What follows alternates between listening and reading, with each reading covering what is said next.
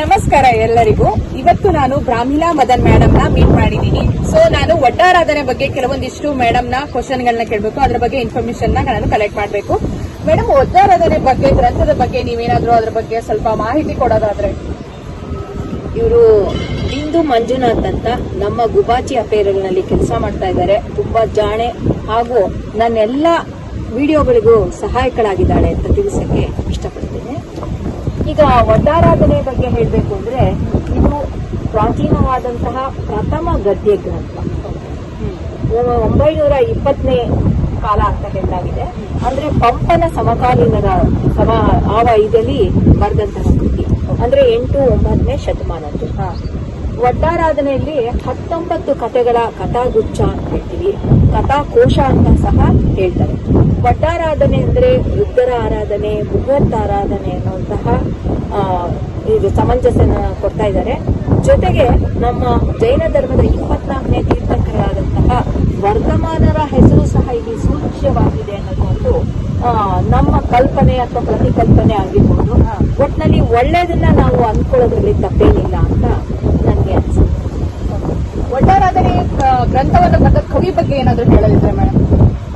ಒಡ್ಡಾರಾಧನೆ ಕೃತಿಯನ್ನ ಬರೆದಂತಹವರು ಶಿವಕೋಟ್ಯಾಚಾರ್ಯರು ಅಂತ ಇವರ ಹೆಸರು. ಇವರು ಸುಮಾರು ಇದರಲ್ಲಿದ್ದಂತಹ ರಾಷ್ಟ್ರಕೂಟರ ದೊರೆ ನೃಪತುಂಗನ ರಾಜ್ಯದಲ್ಲಿದ್ದವರು ಹಳ್ಳಿಕೇಡ ಗ್ರಾಮದಲ್ಲಿ ಇದು ರಚನೆ ಆಗಿದೆ ಎಂದು ಸಂಶೋಧನೆಗಳು ತಿಳಿಸ್ತಾ ಇದೆ. ಶಿವಕೋಟ್ಯಾಚಾರ್ಯರ ಬಗ್ಗೆ ಹೇಳಬೇಕು ಅಂತಂದ್ರೆ ಬಹಳ ಅತಿ ಪ್ರಾಚೀನವಾದ ಕವಿ ಅನ್ನೋದೇ ಒಂದು, ನಮಗೆ ಜೈನ ಕವಿ ಅನ್ನೋದೇ ಇದು ಒಂದು ಹೆಗ್ಗಳಿಕೆಯಾಗಿದೆ. ಈ ಒಡ್ಡಾರಾಧನೆ ಗ್ರಂಥದಲ್ಲಿ ದೇವ, ಮಾನವ, ತಿರ್ಯಕ್, ಅಚೇತನ ಎಂಬ 4 ಉಪಸರ್ಗಗಳನ್ನು ಸಹಿಸಿ 22 ಪರಿಶಹಗಳನ್ನು ಗೆದ್ದವರ ಕಥೆ ಇದಾಗಿದೆ ಅಂತ. ಅಂದ್ರೆ ಜೈನ ಅನುಯಾಯಿಗಳು ಉಪಸರ್ಗ ಕೇವಲಿಗಳ ಕತೆ ಈ ಪುಸ್ತಕದಲ್ಲಿ ಬರುತ್ತೆ.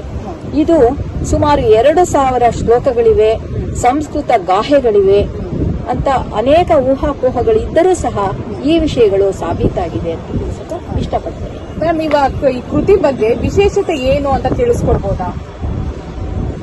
ನನಗೆ ಗೊತ್ತಿರೋಷ್ಟೇ ಹೇಳಕ್ ಸಾಧ್ಯ, ಬಹಳಷ್ಟು ಇದೆ ಈ ಪುಸ್ತಕದ ಬಗ್ಗೆ. ನನಗೆ ತಿಳಿದಿರುವಂತದ್ದೇನು ಅಂದ್ರೆ ಶ್ರಾವಣ ಬೆಳಗೊಳದ ಬಗ್ಗೆ ಕಳ್ವಪ್ಪು ಎನ್ನುವಂತಹ ಪದ ಇಲ್ಲಿ ಉಲ್ಲೇಖ ಆಗಿದೆ ಅನ್ನೋದು ಒಂದು ಹೇಳ್ತಾರೆ. ನಂತರ ರೋಮ್ ಮತ್ತು ದೀನಾರ, ದಮ್ಮ ಎಂಬ ರೋಮಿನ ಗ್ರೀಕ್ ನಾಣ್ಯಗಳ ಉಲ್ಲೇಖವೂ ಇಲ್ಲಿದೆ ಅಂತ ಹೇಳ್ತಾರೆ.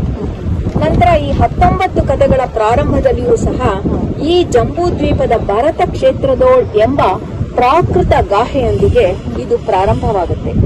ಸಂಸ್ಕೃತ, ಪ್ರಾಕೃತ, ಕನ್ನಡದ ಅವತರಣಿಕೆಗಳನ್ನೊಳಗೊಂಡ ಪ್ರಾಚೀನ ಕನ್ನಡ ಗದ್ಯ ಕೃತಿ ಇದು. ಇಷ್ಟೇ ಅಲ್ಲದೆ ಕೆಲವು ಸಾಲುಗಳನ್ನು ನಾವು ಗಮನಿಸಬಹುದು. ಗಿಳಿ ಗಿಡಿ ಜಂತ್ರಂ ಮಿಳಿ ನೇತ್ರಂ ಎನ್ನುವಂಥದ್ದು ಮತ್ತು ಪಾಣಿ ನಿಲೆ ನೆಗಲಿ ಬಾಲ್ದಿದೆ ಬಾಲೆ ಎಂಬುದು ನಿಕ್ಕುವಂ ಎನ್ನುವಂತಹ ಅರ್ಥಗರ್ಭಿತ ಸಾಲುಗಳನ್ನ ನಾವು ಇಲ್ಲಿ ಗಮನಿಸಬಹುದು. ಆದ್ರೆ ಈಗ ಇವಾಗಿನ ಕಾಲಕ್ಕೆ ಇದು ಹೆಂಗ್ ಸಮಂಜಸ ಆಗತ್ತೆ? ಹೇಗೆ ಸಮಂಜಸ ಅಂದ್ರೆ ಇದರಲ್ಲಿ ಭವಾವಳಿಗಳು ಬರುತ್ತೆ. ನಾವು ನಮ್ಮ ಹಿಂದಿನ ಕರ್ಮದ ಫಲವನ್ನೇ ಇವಾಗ ಅನುಭವಿಸ್ತಾ ಇರೋದು ಅಂತ ಹೇಳ್ತೀವಿ. ಪಾಪ ಪುಣ್ಯಗಳ ಪ್ರತಿಫಲವನ್ನ ಇವಾಗ ಊಟ ಮಾಡ್ತಾ ಇದೀವಿ. ನಾವು ಸ್ನೇಹಿತರಾಗಬಹುದು, ಸಂಬಂಧಿಕರಾಗಬಹುದು, ಮತ್ತೆ ನಮ್ಮ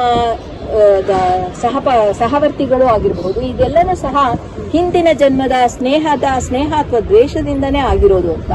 ಹಾಗೆ ಈ 19 ಕಥೆಗಳಲ್ಲೂ ಪ್ರಾರಂಭದಲ್ಲಿ ಸುಕುಮಾರ ಚರಿತ್ರೆ ಬರುತ್ತೆ. 19 ಕಥೆಗಳಲ್ಲೂ ಸಹ ಭವಾವಳಿಗಳು ಹೇಗೆ ಚಿನ್ನವನ್ನ ಪುಟಕ್ಕಿಟ್ಟು ಅದು ಚಿನ್ನ ಆಗುತ್ತೆ, ಹಾಗೇನೆ ನಮ್ಮ ಜೀವನ ಪ್ರತಿ ಜನ್ಮದಲ್ಲೂ ಸಹ ಅದು ಅಪ್ಗ್ರೇಡ್ ಆಗ್ತಾ ಭವಾವಳಿಗಳ ಮುಖಾಂತರ ತೋರಿಸಿ ಕಡೆಗೆ ಮೋಕ್ಷವನ್ನ ತಲುಪಿದ ಕಥೆಗಳು, ಮಾದರಿ ಮಾರಲ್ ಸ್ಟೋರಿ ಅಂತ ಹೇಳಬಹುದು.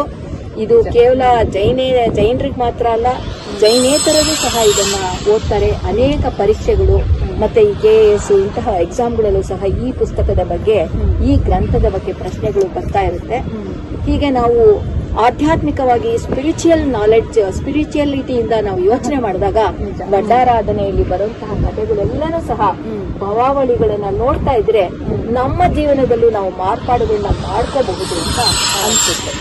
ನಿಮ್ಗೆಲ್ಲ ಇವಾಗ ಆದಷ್ಟು ಈ ಒಡ್ಡಾರಾಧನೆ ಪುಸ್ತಕಗಳ ಬಗ್ಗೆ ಆಗಿರ್ಬೋದು, ಅವರ ಒಂದು ಕೃತಿ ಬರೆದಂತಹ ಕವಿಗಳಾಗಿರಬಹುದು, ಅವರ ಬಗ್ಗೆ ಸ್ವಲ್ಪ ನಾಲೆಜ್ ಸಿಕ್ತು ಅಂತ ಅನ್ಕೊಂಡಿದೀನಿ.